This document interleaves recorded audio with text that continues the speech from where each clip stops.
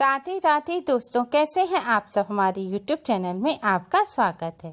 दोस्तों, आज के इस वीडियो में हम आपको गोपाष्टमी की कथा और महत्व बताएंगे।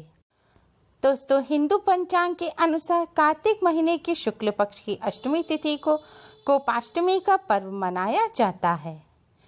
मान्यता है कि गोपाष्टमी के दिन गौ माता और गोविंद की पूजा अर्चना करने से धन और सुख समृद्धि में वृद्धि होती है। मान्यता है कि गौ माता में 33 करोड़ देवताओं का वास होता है, इसलिए गौ पूजन से सभी देवी देवता प्रसन्न होते हैं। गोपाष्टमी पर गौ, बछड़े और ग्वालों के पूजन का भी विशेष विधान है।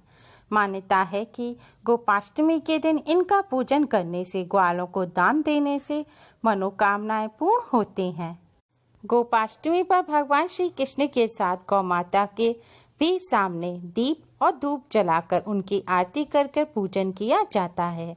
गौ माता का श्रृंगार किया जाता है और शाम को गौ माता के चरणों की रज अपने माथे पर लगाई जाती है। इससे दुर्भाग्य का नाश होता है। आज के दिन गौ माता के नीचे से निकलने का भी विशेष विधान है।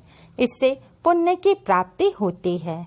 आज के दिन गौ माता की सेवा करने से, गौ माता को भोजन कराने से सभी देवी देवताओं का आशीर्वाद प्राप्त होता है और घर में सुख समृद्धि आती है।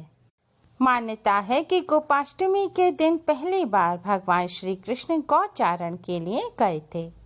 आज के दिन गोपाष्टमी की कथा सुनने मात्र से ही भगवान श्री कृष्ण और गौ माता की कृपा से धन समृद्धि में वृद्धि होती है। भगवान श्री कृष्ण की गौचारण लीला की गोपाष्टमी की कथा इस प्रकार है।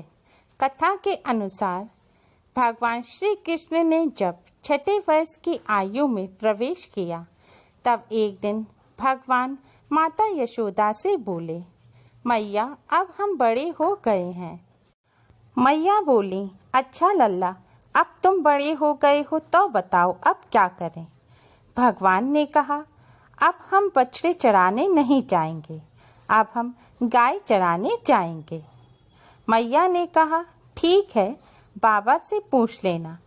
मैया के इतने कहते ही झट से भगवान नंद बाबा से पूछने पहुंच गए। बाबा ने कहा, लाला अभी तुम बहुत छोटे हो, अभी तुम बछड़े ही चराओ। भगवान ने कहा, बाबा अब मैं बछड़े नहीं गाय ही चराऊंगा। जब भगवान नहीं माने तब बाबा बोले, ठीक है लाला, तुम पंडित जी को बुला लाओ, वह गौचारण का मुहूर्त देखकर बता देंगे।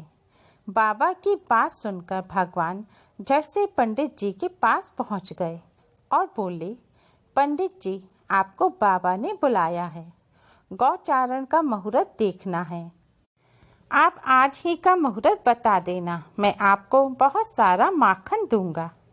पंडित जी नंद बाबा के पास पहुँचे और बार बार पंचांग देखकर गणना करने लगे। तब नंद बाबा ने पूछा, पंडित जी क्या बात है, आप बार बार क्या गिन रहे हैं।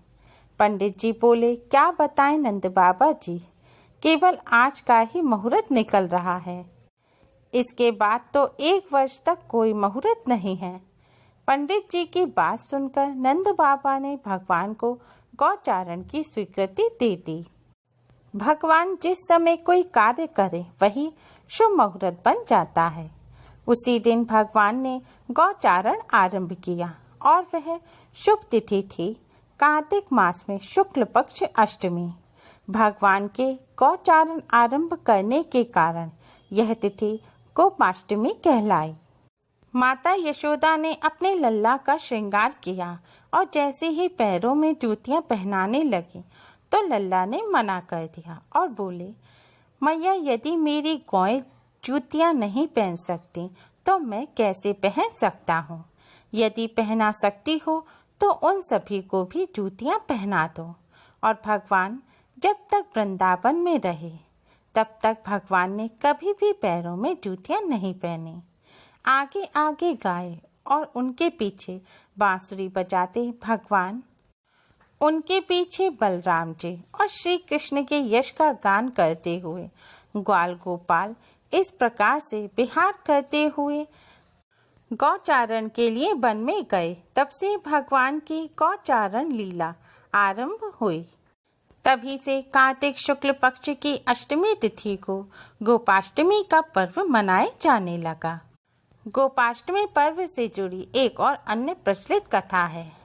भागवत पुराण के अनुसार भगवान श्री कृष्ण कार्तिक शुक्ल प्रतिपदा से लेकर सप्तमी तिथि तक इंद्र के प्रकोप से गोपियों की रक्षा के लिए गोवर्धन पर्वत को अपनी कनिष्ठ उंगली पर धारण किए रहे। अष्टमी के दिन इंद्र ने अपनी पराजय स्वीकार कर ली। उनका अहंकार टूट गया और वे श्री कृष्ण की शरण में आ गए।